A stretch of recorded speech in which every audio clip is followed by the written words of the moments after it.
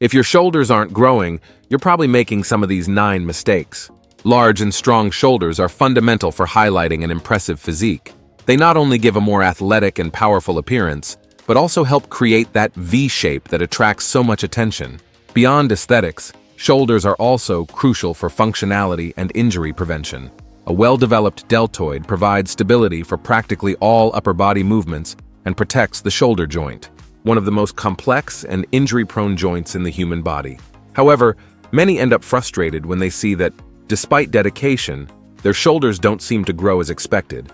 That's why today, we'll show the 9 most frequent reasons that prevent your shoulders from growing and how to correct these mistakes. Believe it, it's not just a matter of unfavorable genetics or lack of effort. Often, it's small technical details and misguided approaches that prevent the development of these important muscles.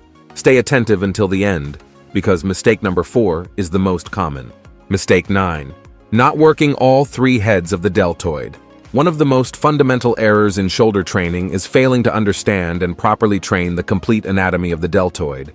Many people don't realize that the shoulder isn't a single muscle, but rather a complex composed of 3 distinct portions: anterior, lateral, and posterior.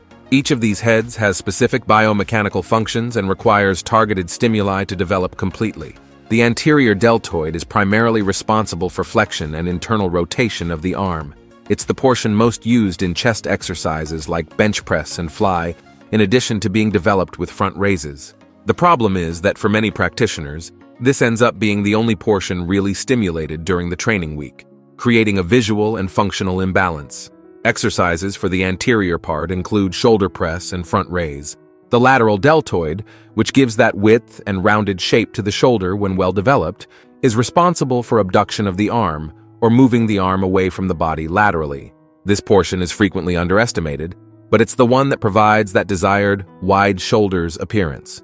Exercises for the lateral part include any type of lateral raise and also the upright row.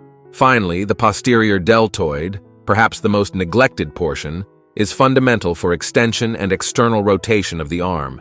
Beyond the aesthetic aspect, a strong posterior deltoid provides balance and health to the shoulder joint, preventing common injuries that arise from muscular imbalances. For this part, you can do the reverse fly, either on the machine or with dumbbells, and also the face pull on the high pulley with a rope. To maximize growth, you need to plan your training to adequately stimulate each of these portions. Mistake 8. Leaving shoulder exercises for the end of the workout.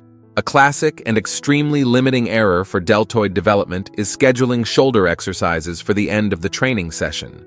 This practice is especially common in training splits that combine chest and shoulders on the same day, or configurations that group chest, triceps, and shoulders.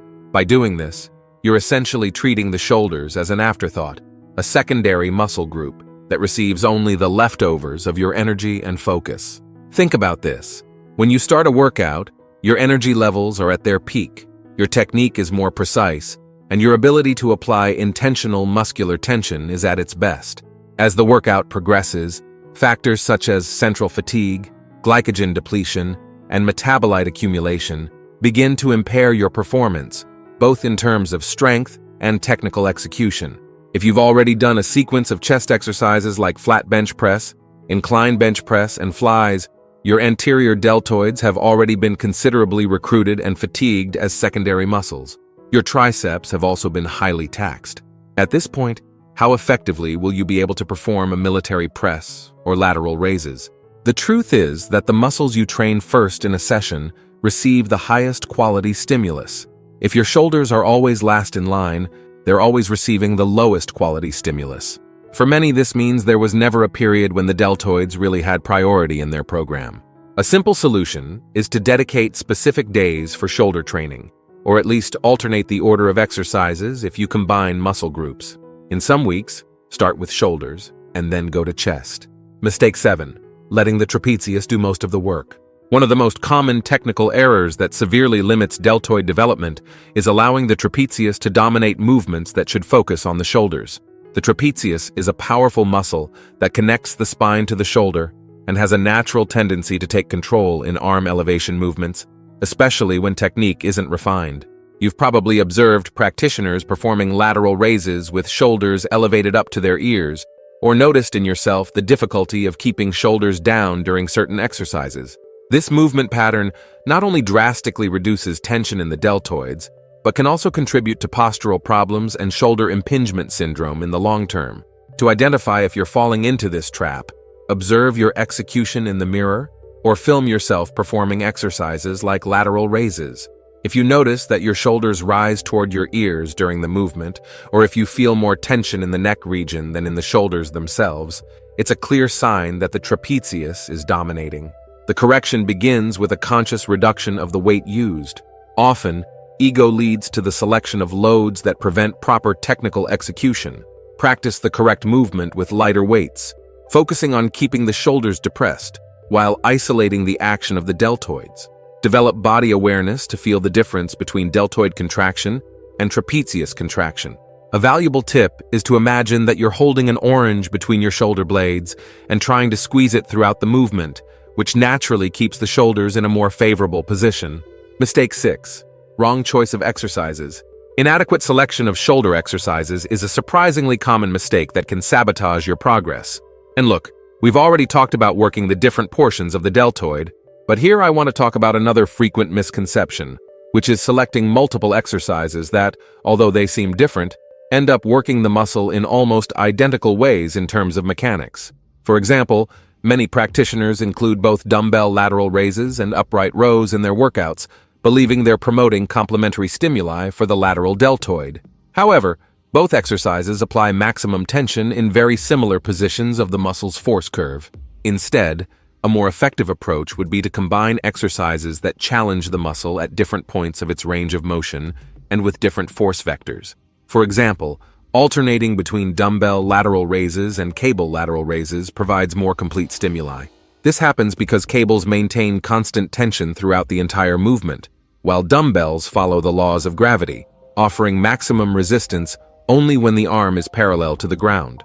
Additionally, cable raises can be performed in different positions relative to the pulley, such as from the front, side, or back, significantly altering the resistance pattern throughout the movement. The same principle applies to the other portions of the deltoid. Also remember that compound exercises like the military press and its variations are fundamental for overall deltoid development, as they allow the use of heavier loads that stimulate important structural adaptations. Before we continue to mistake 5, don't forget to subscribe to the channel. Having constant access to correct, science-based information is what will make you progress in the long term in the world of bodybuilding. Mistake 5. Not controlling the eccentric phase. One of the most underestimated errors in shoulder training is neglecting to control the eccentric phase of exercises.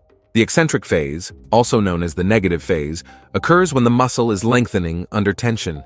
For example, when you're lowering your arms in a lateral raise or lowering the weight in a military press.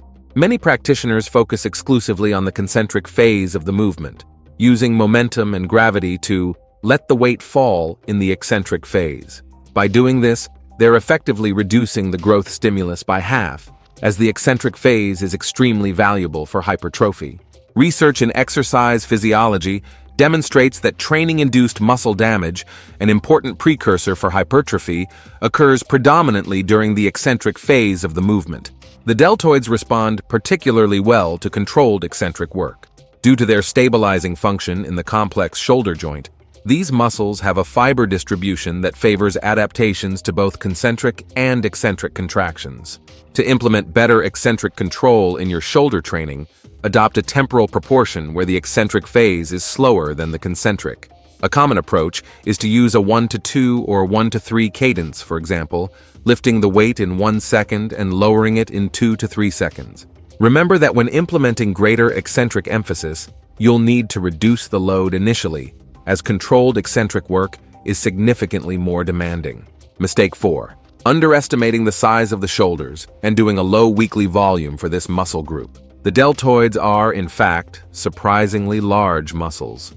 When we consider all 3 portions together, anterior, lateral, and posterior, we're talking about a substantial muscle mass that forms practically a muscular helmet around the shoulder joint. Anatomically, the deltoids are more voluminous than many practitioners imagine, especially considering the posterior portion that extends significantly beyond what is visible in the front mirror.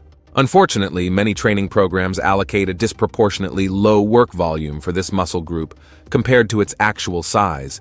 It's common to see practitioners dedicating dozens of weekly sets for chest or back, while the shoulders receive only a few incidental sets, often at the end of already exhaustive workouts, as we commented earlier. To properly dimension the training volume for the deltoids, consider that studies in hypertrophy suggest that larger muscles generally require greater volume for optimal growth. In practice, this may mean something between 14 to 20 weekly sets for the deltoids as a whole, distributed among the 3 portions according to your individual priorities and weak points. This volume distribution can be organized in various ways. Some advanced practitioners prefer a day dedicated exclusively to shoulders, while others distribute the work throughout the week in smaller sessions. The important thing is to ensure that each portion of the deltoid receives sufficient and quality stimulus. And don't forget that the deltoids, especially the anterior portion, receive significant indirect stimulus during chest workouts. Therefore, when planning your total volume, take into account this accidental work and adjust the direct volume as needed, prioritizing the middle and posterior portions that generally receive less indirect stimulus. Mistake 3. Not training with full range of motion. Many practitioners, whether out of habit, lack of mobility, or simply lack of knowledge, execute only fractions of the possible movement arc for the shoulder joint, drastically limiting the results. The glenohumeral joint, the main component of the shoulder joint, is the most mobile in the human body. It allows movements in multiple planes and extensive ranges. When you restrict this range during training, you're effectively underdeveloping entire portions of the muscle that are activated only at certain angles of the movement. Let's take the lateral raise as an example. Many practitioners start the movement with the arms already away from the body and interrupt the rise well before reaching the point where the arms are parallel to the ground. By doing this, they eliminate a significant part of the potential stimulus for the middle deltoid. The beginning of the movement, close to the body, is especially important for total fiber recruitment. Similarly, in exercises like the military press, it's common to see practitioners lowering the bar only to chin height, instead of allowing it to descend to near the collarbones. This restriction in the lower range of the movement significantly decreases the stretching of the anterior deltoid and compromises the stimulus for hypertrophy. Training with full range of motion not only maximizes muscle fiber recruitment, but also promotes improvements in flexibility and joint health. Of course, there are specific cases where individual anatomical limitations or injury history may require modifications, but for most practitioners, progressively seeking greater range is beneficial. A practical approach to implement this correction is to start with lighter loads that allow total control of the movement in its full range. As technique and strength improve, the load can be progressively increased, always maintaining the integrity of the range of motion. Mistake 2. Not applying the principle of progressive overload. This principle establishes that, to continue adapting and growing, the muscle needs to be progressively challenged with increasingly greater stimuli over time. Stagnation in deltoid development frequently occurs because practitioners stop seeking progression in their workouts. This can happen for various reasons: fear of injuries, lack of proper workout tracking, or simply the false belief that the shoulders are fragile joints that shouldn't be subjected to increasing loads. Implementing progressive overload in shoulder training doesn't necessarily mean increasing the weight of the bar or dumbbells every week.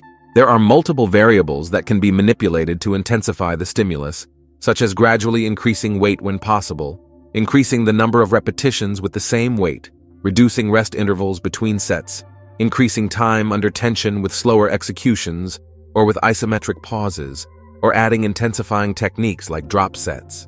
The secret to implementing progressive overload safely is to do it in a gradual and planned manner. Progressive overload is a marathon, not a sprint.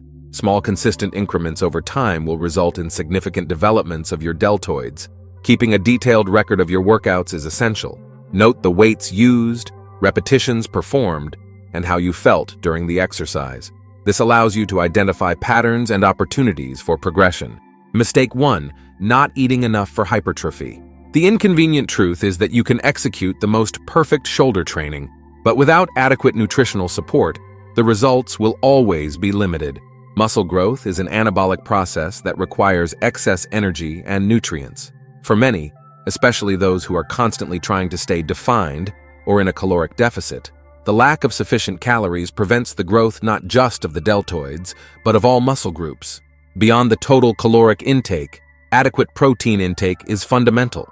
Studies consistently show that for individuals training for hypertrophy, a protein consumption between 1.6 to 2.2 grams per kilogram of body weight, 0.7 to 1 gram per pound, optimizes muscle protein synthesis. Distributing this protein throughout the day in 4 to 6 meals, containing 20 to 40 grams of high-quality protein appears to be superior to concentrating consumption in few meals. Carbohydrates also play a crucial role, providing energy for intense workouts and helping in recovery through muscle glycogen replenishment. For practitioners targeting hypertrophy, sufficient carbohydrates before and after the workout can significantly improve performance and recovery. We can't forget about fats, essential for hormone production, including testosterone, a key hormone for muscle growth. Extremely low-fat diets can compromise the ideal hormonal environment for hypertrophy. Remember that muscle development, especially of a complex group like the deltoids, is a long-term journey. Implementing the corrections we discussed today won't transform your shoulders overnight, but will put you on the right path to finally unlocking the full potential of these impressive muscles. If you liked this, and also want to know the most common mistakes that make your chest not grow, we've left a video appearing right now on the screen where we comment on and explain each of them. Thank you for watching this far, and may God bless you, my friend.